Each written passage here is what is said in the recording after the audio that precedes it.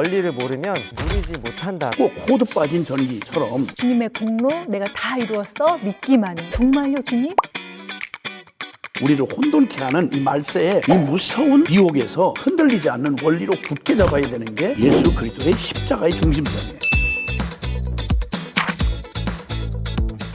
미국에 있었던 실화 이야기입니다. 2016년 12월경에 미국에서 차량을 훔친 범죄로 붙잡힌 윌리엄 터블레리어스라고 하는 사람이 있었습니다. 이 사람이 평소 길거리에서 구걸하며 살아가는 노숙자였는데요. 그래서 경찰에 붙잡혀도 변호인을 부를 수 없는 돈조차도 없었다고 해요. 그런데 놀라운 일이 일어납니다. 이 사건으로 인해서 그의 동생이 그를 찾아오게 됩니다. 그 동생은 바로 배를 만드는 선박 업계에 큰 부자 피터 터블레리어스라고 하는 사람이었습니다. 그런데 더 놀라운 사실은 바로 20년 전에 돌아가신 그의 아버지가 바로 석유회사 모빌의 최고 경영자인 큰 부자였다라는 사실이었습니다. 그리고 그가 죽은 뒤에 이 전 재산을 이어받을 상속자가 바로 그 큰 아들이었다는 사실이었습니다. 그래서 동생 피터는 이렇게 말했죠. 형, 지금 형의 신용 계좌에는 수백만 달러가 들어있어. 그러니까 가족과 함께 원래 삶으로 돌아가자라고 이야기했지만 놀라운 거는 이 윌리엄 터블레리어스가 그 사실을 받아들이지 않고 노숙자의 삶을 살기로 결정했다라는 것입니다. 충격이 아닐 수 없는데요. 이야기를 들어보니 과거의 결혼 생활에 대한 실패 그리고 인생에 대한 큰 트라우마로 인해서 정신적인 아픔을 겪고 있다는 사실이 함께 전해졌습니다. 이 사실이 놀라운 이유는 모든 게 다 준비되어 있어도 한 사람의 마음 안에 실제가 안 되었기 때문에 바로 자신이 누구의 아들이며 어떤 신분으로 살아갈 수 있는지 모른다라고 하는 얼마나 우리가 우리 스스로를 인식하는 정체성이 중요한지를 깨닫게 합니다. 전기는 사람이 발명한 것이 아니라 원래 있었던 것임에도 불구하고 이 원리를 알지 못해서 그동안 사용하지 못했던 것이라고 합니다. 이와 같이 원리를 모르면 있어도 없는 것과 같은 결과를 가져오는데요. 우리가 함께 지난 시간 나누었던 주님의 완전한 새 생명이 준비되었고 이전의 신분이 아니라 전혀 다른 신분으로 살아갈 수 있다라고 해주신 이 복음의 조치가 얼마나 놀라운지 이 두 원리라고 하는 주제 안에서 깊이 이 시간 또 나눠보길 원하는데요. 구원의 확신뿐만 아니라 이후에 살아가는 것도 사실은 내 자격과 나의 어떤 의지, 최선 노력으로 살아가는 게 아니라 예수님께서 이미 다 이뤄놓으신 그 안에 구원의 확신뿐만 아니라 우리의 거룩한 삶까지도 주님께서 모두 다 완전 해결해 놓으심으로 어느 때나 우리의 삶의 모든 순간에 이 원리 하나를 굳게 붙잡는, 그래서 그리스도의 중심성, 십자가의 중심성 없이 어떤 영성 또 어떤 신학적 이론 그리고 어떤 그 경우의 이 행위 이 어느 것도 이 공로를 벗어나면 그 아무것도 아닙니다.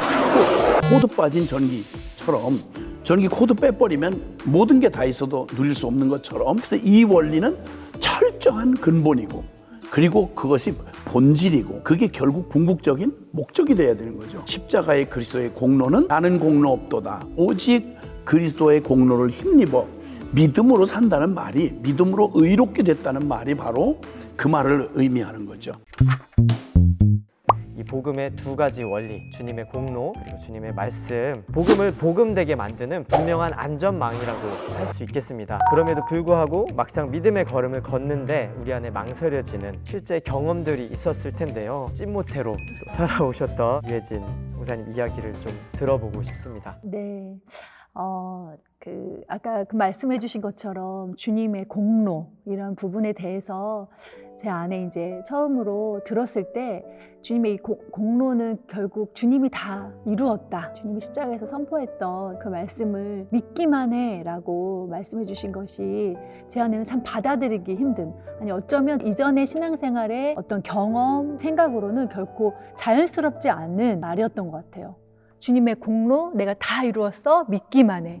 정말요 주님? 제가 아무것도 하지 않아도 된다고요? 이것이 저의 신앙생활에서는 부자연스럽기 때문에 한 걸음 참 나아가는 것이 이렇게 두렵고 좀 망설여지는 찐모태로서는 진짜 아무것도 하지 않고 은혜로 그것을 누리는 이것이 참 제 안에서는 어려웠던 사실 중에 하나였던 것 같아요. 네, 공로라는 말 자체가 나의 어떠한, 그러니까 나의 이전의 신앙생활에서의 또 헌신, 또 주님 앞에 무언가를 드려야 하는 그러한 열심과 최선을 보태서 정말 주님이 이 구원을 이루어 가시는 것처럼, 마치 이 믿음의 경주도 내가 무언가를 해서 주님이 저를 통하여 하시는 것처럼 그렇게 생각하는 미묘한 차이 가운데 그것이 그것이 가장 주님 앞에서는 이 완전한 복음을 믿지 못하는 제 안에 그러한 것을 주님이 좀 발견케 해주시는, 그리고 지금도 이 복음을 알아가면 알아갈수록 제 안에 이 주님이 이 부분을 더욱 싸우게 하셔서 믿음의 경주는 결코 부자연스러운 것이 아니, 어거지로 힘들게 가는 걸음이 아닌 자연스럽게 가는 걸음으로 주님 인도해 가시는 시간 중에 지금도 왜 있는 것 같아요.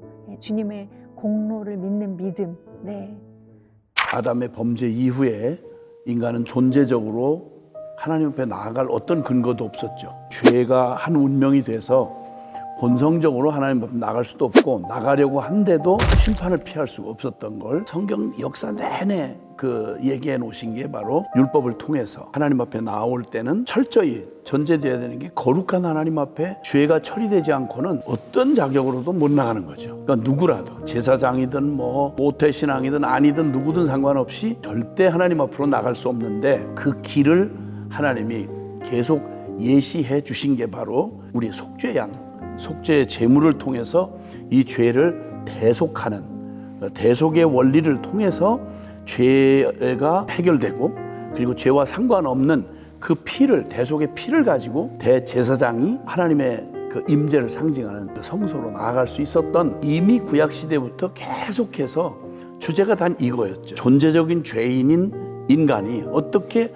존재적으로 거룩하신 하나님 앞에 나갈 수 있느냐. 혈통으로도 육정으로도 사람의 뜻으로도 될 수 없는데, 이걸 가능케 하는 유일한 길을 하나님이 제시해 주셨고, 죄와 상관없는, 죄 없으신 하나님의 아들을 이 땅에 메시아로 보내서 그분의 대속의 원리를 통해서 우리의 죄의 문제, 심판의 문제를 해결하시고 하나님 앞에 나오는 이 얘기가 성경 전체 주제예요. 그리고 주님이 정말 말씀 그대로 오셔서 십자가에 죽으시면서 그분이 하셨던 참 특이한 선포가 있어요. 내가 이제 다 이루었다. 굉장히 역설적인 얘기인데, 그 십자가의 처참한 처형을 당하면서 실패인데 어떻게 성취가 되고, 죽음인데 그게 생명이 될 수 있냔 말이에요. 가장 역설적으로 들리는 바로 이 복음의 핵심, 이 진리가 바로 예수 그리스도의 공로. 이거를 갈라디아서 4장 4절 5절에 보면, 때가 참에 하나님이 그 아들을 여자에게서 나게 하시고 율법 아래 나게 하신 것은 율법 아래 있는 자들을 속량하려 하심이라. 한마디로 요약한 말씀이죠. 네. 김총희 동사님, 그러면은 진짜 이런 일상 안에서 모든 것이 다 조치되어 있는데 믿음으로 나아가지 못해서 복음답게 또 누리지 못했던 경험이 있다면 한번 나눠주시겠어요? 믿음으로 살아가면서 이렇게 계속 두려움이 또 찾아올 때가 있더라고요. 또 하루를 또 믿음으로 승리한 것 같지만 또 다른 새로운 또 도전 앞에 설 때 동일한 두려움이 찾아오는, 근데 또 믿음으로 주님이 다시 또 초청해 주시는 그런 자리들이 계속 삶 가운데 있는 것 같아요. 이런 믿음을 좀 이렇게 들여서 나아가야 하는 영역 중에 참 도전하기 쉽지 않았던 영역 중에 하나가 운전면허에 대한 그런 영역이었는데, 오늘 이 주님의 공로와 또 주님의 말씀에 대한 이 주제 앞에 다시 서면서 내가 운전대를 붙잡고 내가 또 무엇인가 해야만 또 이것을 살아갈 수 있는 존재가 아니라, 주님이 이미 다 조치해 놓으신 그 말씀의 약속의 터 위에, 그 믿음의 레일 위에 나를 실어서 달려가기만 하면 주님이 진짜 나의 안전망이 되어주시는 그 원리를 좀 다시 한번 생각하면서, 내가 하는 것이 아니라 주님이 함께 하시면 믿음으로 살게 하시는 이 두 원리를 제 안에 다시 한번 또 적용하면서 또 아멘하는 시간이 되었습니다.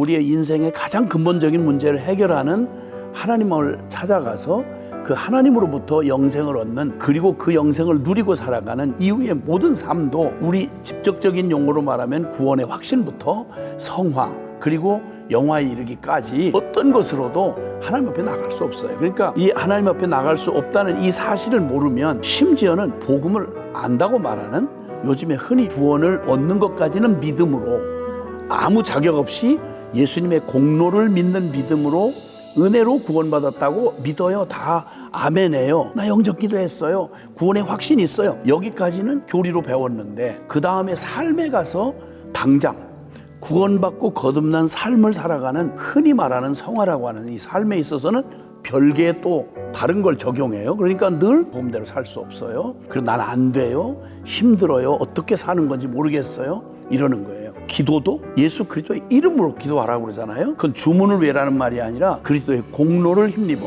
내 자격이 아닌 주님의 자격, 은혜의 보좌 앞에 당당히 나아가는 것도 내 자격이나 나의 거룩한 영성 때문에 나아갈 수 있는 게 아니라 철저히 이 완전하신 예수 그리스도의 대속에 그 공로를 의지해서 하나님 앞에 나가서 예배할 수 있는 것이 다른 거 없어요. 고린도후서 1장 20절은 하나님의 모든 약속은 그리스도 예수 안에서 얼마든지 예가 되나니 그런즉 그로 말미암아 우리가 아멘하여 영광을 돌리게 되느니라.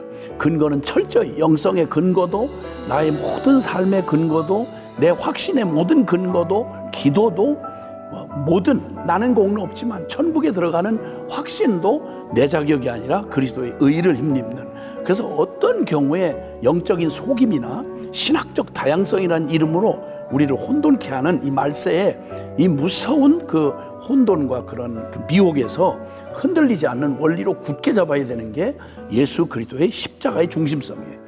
이거 빼놓고 복음 얘기하고 이거 빼고 성경을 말하고 이거 빼고 성령의 뭐 은사 얘기하고 이런 얘기는 귀도 기울이지 말고 흔들릴 이유도 없는 거죠. 이 첫 번째 원리를 굳게 잡는 게 필요하다고 생각합니다.